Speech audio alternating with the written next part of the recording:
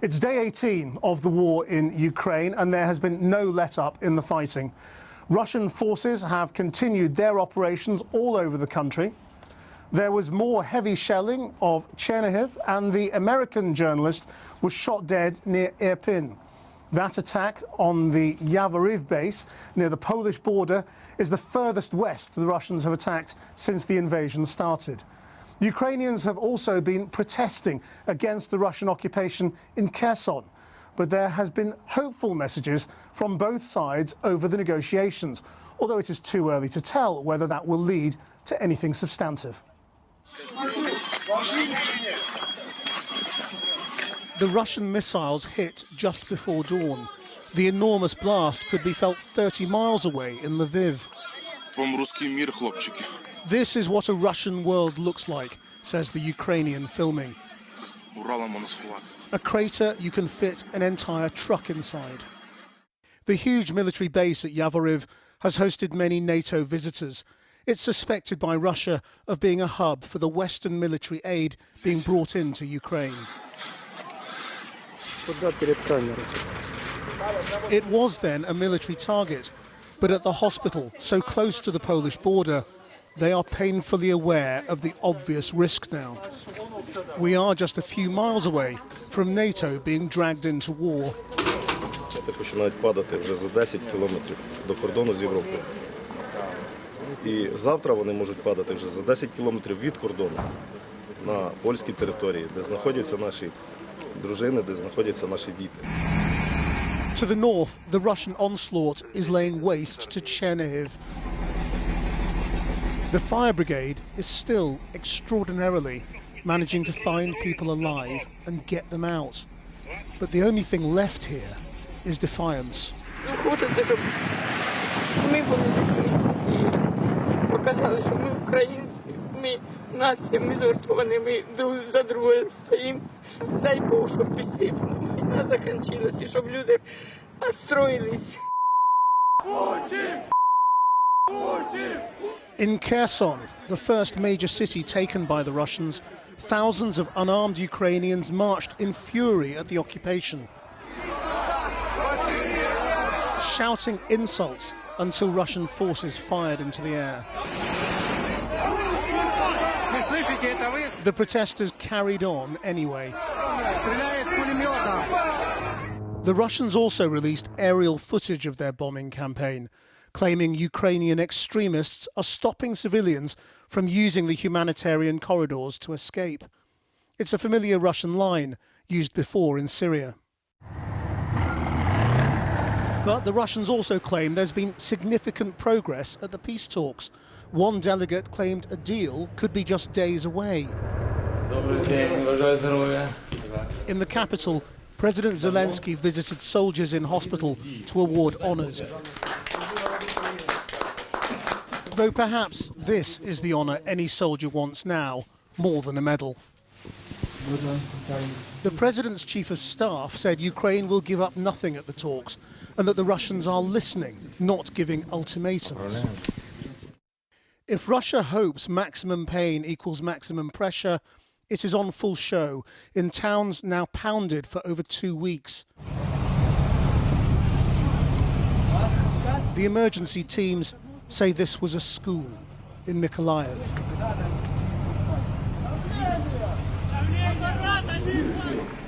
And this was a hospital.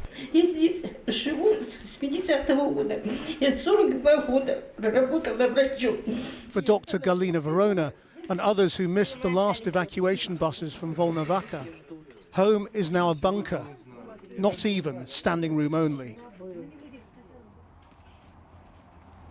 Well, our international editor, Lindsay Hillson, joins me now from the capital, Kiev. Lindsay, there have been more casualties where you are. What is the latest in Kiev?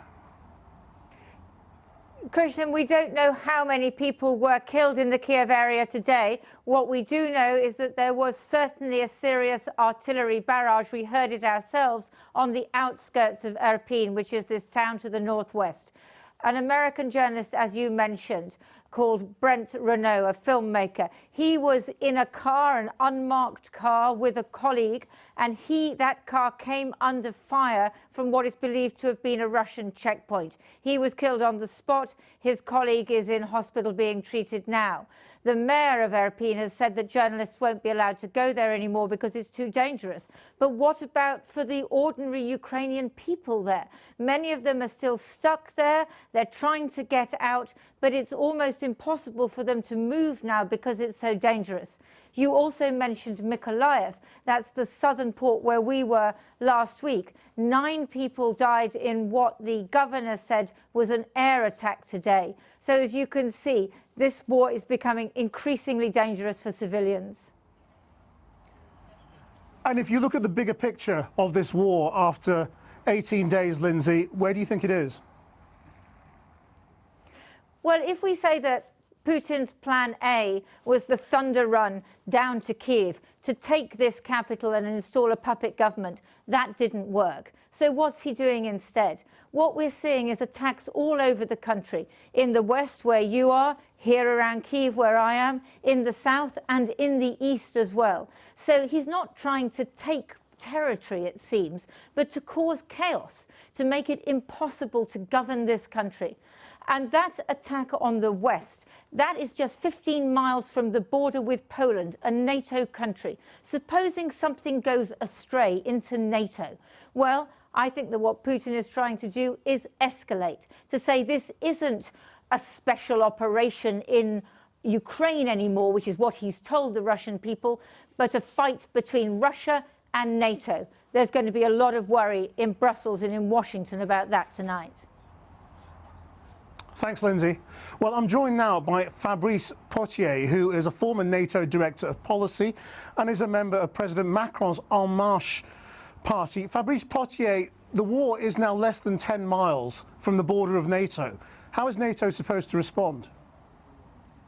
Well, I think first, NATO is obviously very concerned by the big message that it received from Vladimir Putin, which is stay out of this war. And if not, I'm going to increase the pressure on the indirect role you are playing, which is essentially supplying arms. I think the answer should be very clear to that. We should not fall into Putin's blackmail. He's blackmailing us on nuclear, he's blackmailing us on chemical weapons, and now he's blackmailing us on hitting basically ever closer to the NATO border. And to that, I think we should have the courage to regain some control over the escalation. The problem right now is Putin is the only one who has that control, and he's escalating at will. Right, but when he says something, he tends to do it right now. So when the threat is over the supply lines from foreign countries, they are also claiming apparently that there may be foreign fighters who are casualties in this latest attack on the West. Does that make you rethink the foreign supply lines? There's also been a train attack today elsewhere in the country. Yes. No, it makes me rethink, I think, the relative passivity of NATO on trying to basically put more pressure on the Putin war machine. He's setting red lines, but it's also up to us to redefine this red line. And he's successful in doing so, you're right, because we are not willing to make him face the cost of us pushing back on his red line. So I think this is really the call now is on NATO as to whether it will have the leadership and the courage to acknowledge that this war is not just technically outside the NATO border, it's actually burning at our doorstep. And when your doorstep is burning, you can't just close your door and ignore it. And this is essentially what is now really us to respond. And I think we have to be more willing to put more military pressure on Vladimir Putin. But what is the cost that you're talking about? I mean, the economic war has been ramped up almost as far as it can go. Are you talking about a military cost involving NATO? Absolutely. I think we have to be honest about that. This is not a war that you can, again, isolate yourself from. Every day, actually, Putin is redefining the red lines, and every day those red lines are getting closer to our border. So I think kind of watching and sitting is not going to help. And yes, I think we have to be willing to look at the risk and the possible cost of getting more actively involved militarily. Now we actually face the risk of not being involved on our terms, and Putin just keep on defining those red lines. So I do think we have to do that. To give you an example, I do think we should deliver to the Ukrainian forces air defense system, so at least they can make sure that Western Ukraine is free from this sort of attack we have seen earlier this morning. You're a former head of NATO policy. I'm sure you're in touch with many people still there. Are there people in NATO thinking the way you are? I can't speak for them, and I would not want to speak in their place. But I can tell you that I think there's a very robust debate going on within NATO about whether we should just focus on the NATO allies' security and defense, or whether NATO should play indeed a more extensive role. But the buck starts with Washington and few other big capitals in Europe who are actually not really willing, as they're actually saying themselves, their leaders, including President Biden, that NATO should not and will not play a role in this conflict. I think it's a profound mistake. We have a moral and a strategic responsibility to push back on what Vladimir Putin is doing. Fabrice Pottier, thank you very much indeed. Thank you very much. Well, earlier I spoke to the Russian investigative journalist and broadcaster Evgenia Albas, whose websites and television broadcasts have now been blocked by the Russian authorities. We have seen images today of many brave Russians daring to protest against the war and being bundled away, arrested by Russian security forces very promptly. What do you think is going on in terms of Russian public opinion now? I think that Russian public opinion slowly but surely is getting it. It's getting that Russian government and Russian troops are waging a war of choice and conquest in Ukraine right now. Are people in Russia seeing the same images the rest of the world is? Are they getting those messages through about how this is going militarily? There are no longer any independent TV networks existed in the country.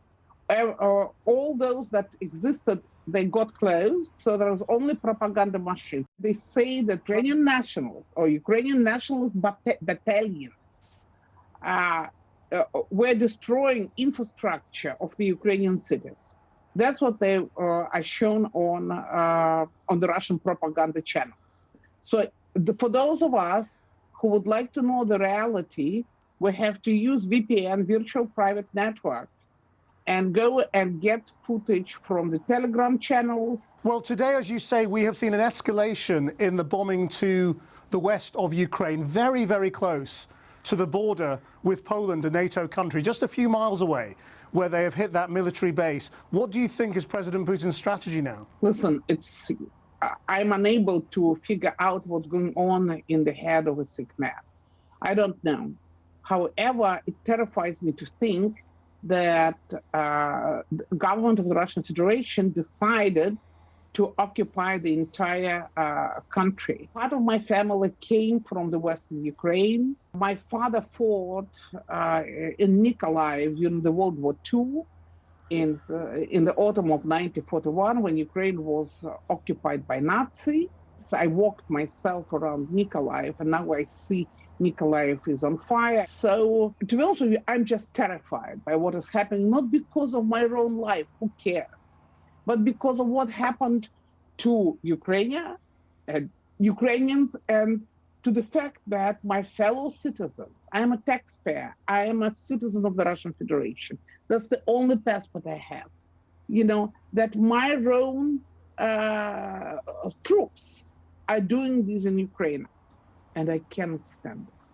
There is a diplomatic meeting between the United States and China coming up in the next couple of days. Do you think China could place pressure on President Putin to cease fire? Yes, I do think that China has this ability because basically Russian Federation and Russian economy is totally destroyed by the sanctions imposed. In a matter of 3-4 weeks, people in the major cities would notice a shortage of goods and foods they got accustomed to. In a matter of a couple of months, the entire country will recall what was it like to live under Soviets when everything was when there was shortage of everything. So I think that yes, China has a say over Russia right now.